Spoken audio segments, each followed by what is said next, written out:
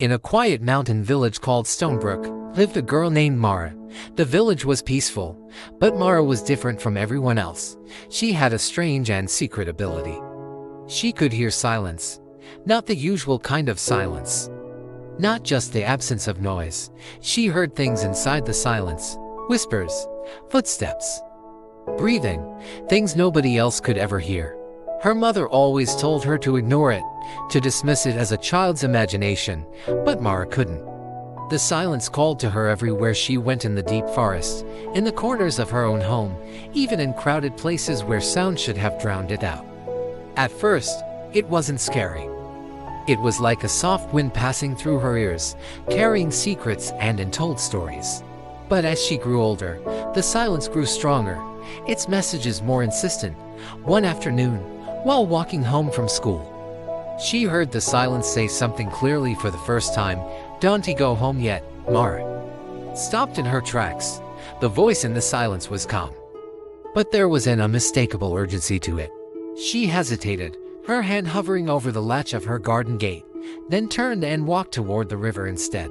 She waited there for a while, feeling confused and a little foolish. When she finally returned to her house an hour later, she found people gathered outside, whispering nervously. A large, ancient tree had fallen, crashing right through her living room roof. If she had gone home earlier, she would have been sitting exactly under that tree. In that chilling moment, she realized her strange ability wasn't random. It was protecting her. After that day, the silence guided her many times. It warned her when a venomous snake was hiding in the tall grass near the riverbank. It alerted her the moment her little brother was about to slip and fall from a high tree branch. It helped her avoid danger without anyone ever understanding how. Mara became a silent observer, guided by an invisible force. But the silence was not always just a friendly guardian. One cold evening, as dusk settled over Stonebrook, Mara heard the silence whisper again, "Someone is watching you."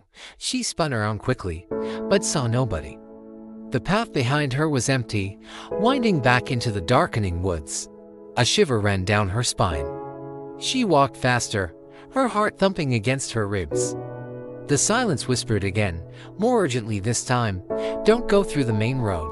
She listened without question and took the small, overgrown forest path instead. The next morning, the village buzzed with news. Someone had been robbed and attacked on the main road, right where Mara would have been walking. She knew the silence had saved her again. The real trouble started 2 months later. A new stranger arrived in Stonebrook. He was a tall man with jet black hair, always wearing a long, dark coat that seemed to swallow the light around him. He didn't talk to anyone and kept to himself, his gaze always distant.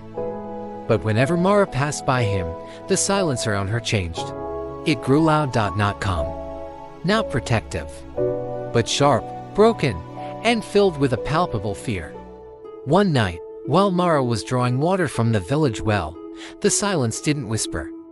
It screamed inside her head, "Run!" Now, she spun around, and her blood ran cold. The tall man was standing right behind her. He smiled, a quiet and settling curve of his lips. "You hear them, don't you?" he said, his voice a low rumble. Mara froze, the water bucket slipping from her grasp. Nobody had ever spoken of her gift before. The man stepped closer, his shadow falling over her. "You hear the silence," he whispered, as if sharing a profound secret. "Just like I used to." Mara couldn't move. Her heart felt heavy, a stone in her chest. The man continued, his eyes glinting in the moonlight. "The silence stops talking when the world gets too dark." He leaned forward, his voice dropping to a sinister hiss. "And I want to bring darkness back." Before he could reach her, a surge of adrenaline shot through Mara. She grabbed the fallen bucket and swung it at him with all her might. As he staggered back, she ran. She fled toward the village square while the silence guided her frantic steps. Left, right, hide behind the cart, run now. The man chased her through the winding streets, his long strides closing the distance, but the silence kept her just one step ahead. Finally, she reached the village chief's house and banged on the door. Screaming for help, villagers came rushing out with lanterns, their lights cutting through the night. The man saw the growing crowd, his expression twisting with frustration. He hesitated for a moment, then melted back into the shadows of the trees and disappeared. After that terrifying night, Mara knew she couldn't keep her secret any longer. She told the chief everything.